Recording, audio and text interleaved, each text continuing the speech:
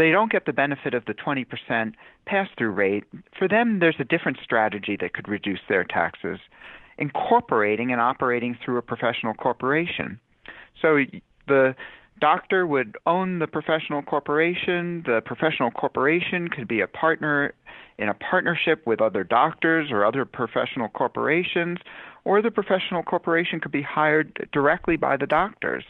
For doctors who don't need all of their income to live and would prefer to save some of their income at a lower tax rate, there are three benefits to incorporating. First, the undistributed income of the corporation would be subject to a federal tax at a maximum 21% rate rather than the top individual rate of 37%. Second, corporations can deduct their state taxes, whereas individuals are limited to a state tax deduction of $10,000 a year. And finally, many states tax corporations at a lower rate of tax than the individual. Now, there are several limitations on a doctor's ability to accumulate earnings in his or her professional corporation or PC.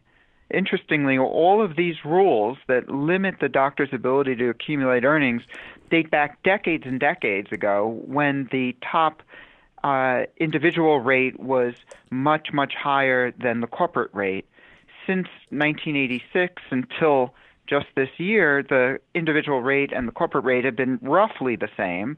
And now, for the first time since 1986, there is now a big differential between the corporate rate and the individual rate, which makes it, on the one hand, attractive for individuals to incorporate, and the other hand, brings all of these limitations to bear.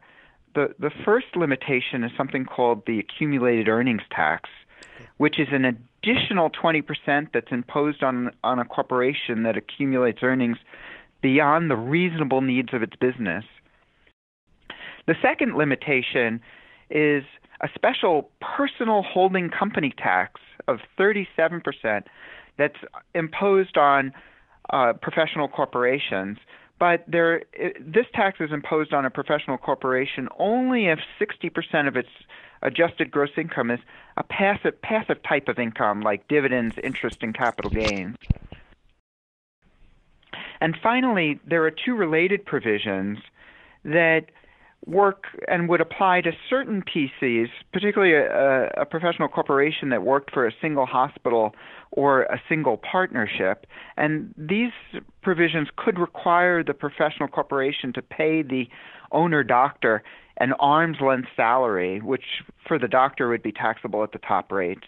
However, this salary in most cases was likely to be something less than all of the income of the professional corporation. So while these provisions would limit the benefits of a professional corporation and limit the benefit of being taxed at the lower rate, there would still be some benefit to forming a professional corporation.